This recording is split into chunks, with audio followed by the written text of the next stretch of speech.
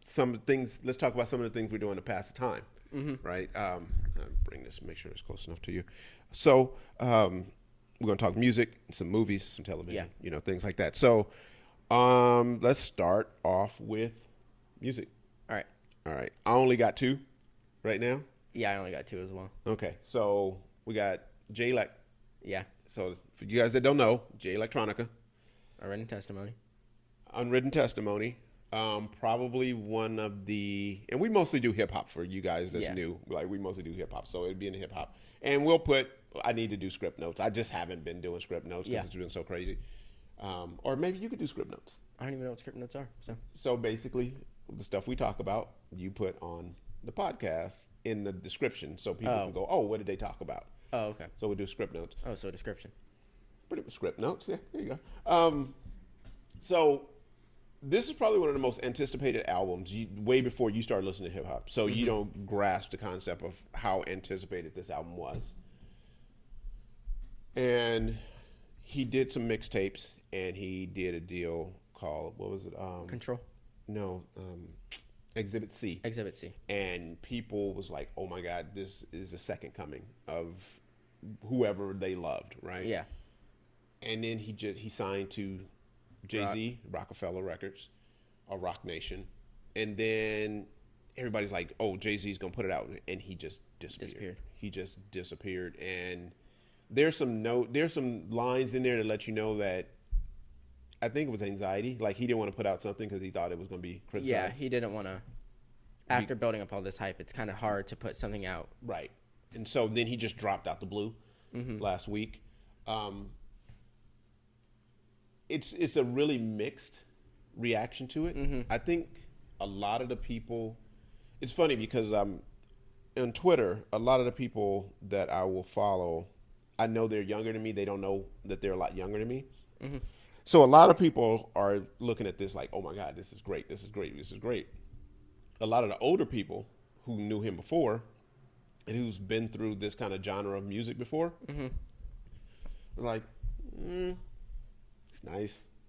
I mean, yeah, it's probably not what I waited 10 years for.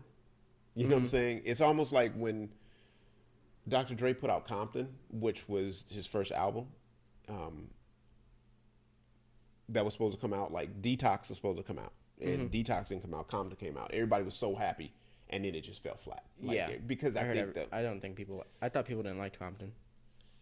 It just fell flat, whether they liked it or not. I don't know if you can live up to the hype. Yeah. And so Jay-Z outshined J Elec on this album. Yeah. Hands down, just literally outshined him. I think he killed the album with the "Don't Take Me Back to the Backstabbers." Don't make me go back to the OJ, which Backstabbers from the Ohio Players. Yeah. Or the Isaac Brothers, whichever one. So there was a reference to that, the Backstabber song from the Ohio Players or wherever. Then, of course, he got into an altercation and stabbed somebody. So he's like, "Don't take me back to the OJ." Yeah. Or Old J. So it was a reference to him. And then, of course, there's the reference to OJ. So he like hit three different metaphors in one single line. And everybody's just like, "Oh, that's ridiculous. That's ridiculous." Yeah. So he just kind of outshined J Elec on this album. I've listened to it 3 times. It's listenable. Maybe it'll grow on me, but I'm not wowed by it at all. You listened to it more than I did. Yeah. So what'd you think? I thought it was pretty good. I mean, obviously Jay-Z, when I heard Jay-Z was on it, I was like, oh, okay, well, chances are he's going to do better than J Elec. But I thought J Elec still held his own. I thought it was still pretty good. I thought, it's weird. It's like just the few songs stand out to me, and then the others aren't forgettable, but I don't remember them. So do you... No, like I said, when they come on, I'm like, oh, this song. But when, I'm thinking about this album, the last song, and then, one or two others pop into mind, and that's kind of it. Right. Okay. See, the first time was in the car with your brother, and it was just on in the background. And it was just background music. I put it on in the headphones while I was working on some stuff last week. That was our first real run through it. and then I put it on one other time. The third time, it definitely was better than the second time. Obviously, better than the first. So I'm not done with it. I'm definitely going to give it. But that was the newest kind of most exciting thing came out, and then we got what's that? Oh, I was just going to say. I mean, I haven't listened to it, but The Weeknd dropped, and people seem to be liking that. I haven't. I don't follow him. I probably know his. I know his. I would know his radio stuff. Yeah, but I you don't know his other stuff. Like his real music. Yeah, his real music, or if that's what you want to call it. Yeah. So I don't know his catalog. Let's just what we all say. So maybe I need to dive into that a little bit. It's just I've been thinking about listening to it. I just haven't had a chance to sit down yet. Yeah, it's weird. Like I think we mentioned this on the last podcast. I just tend to throw on podcasts now more than I throw on music, and so and I'm not gaming a lot, so I don't keep it in my head. I'm not in the car a lot, so I'm not driving places where I'm listening to music. So it is a conscious effort for me to turn on music. And I don't do it a lot anymore. The second big one, which you had an advanced sneak preview of. Sneak preview the entire thing. Well, what I mean by that is you had it a little earlier this week because he left it up for how long? How long was it up? I don't know how long it was up, but that's not how I got it. It's kind of a long story, but we're talking about the new Gambino, by the way. Who's it? Childish Gambino. Childish Gambino. Donald Glover. Yeah. Okay.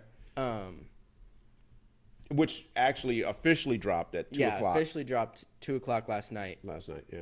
At least here, I know it dropped different times. Yeah, but you got your hands on it. Yeah, earlier. I found after some sneaky hacker man work, I figured out how to get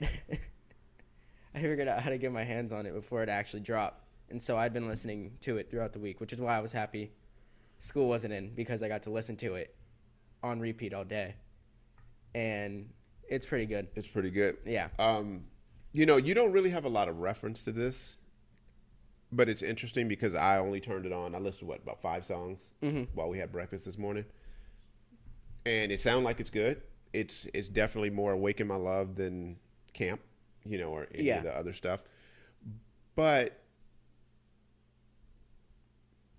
it's interesting to me how much he's influenced by George Clinton Parliament and the whole funk era, which you don't have a grasp on. And dude, if he is Prince and the time, like that whole genre of music, like Prince, which Prince was kind of a mixture of R&B and funk. Yeah. But I think he gets so much of his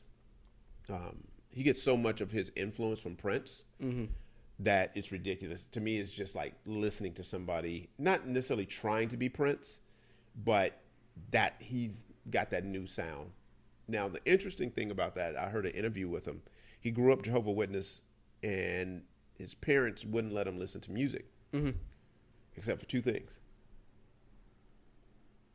George Clinton, Parliament, and Prince. Those are the only 2 things his dad was like, yeah, I'll give up everything else, but I'm not giving up Prince, and I'm not giving up my funk like George Clinton. And so it's very evident. Yeah. Very, very evident in his music, if you ask me. So, yeah, I think it's very funk, and I'm looking forward to just kind of putting it on in the background and listening to it. And I'm pretty sure there's one song you haven't even got to yet, which I don't want to spoil for you. Okay. But there's one song. I'll probably throw it on in the car or something. Okay. But there's one song that I really enjoy. That's like, it's pretty upbeat, but it's also like, you just have to listen to it. It's good. What in the world is that? Oh no. Sounds like somebody coming in the door. Don't want to do that. Don't want to do That's that. the virus. Knock it on the door. All right. So I think, seriously, that's all we kind of have as far as music right now.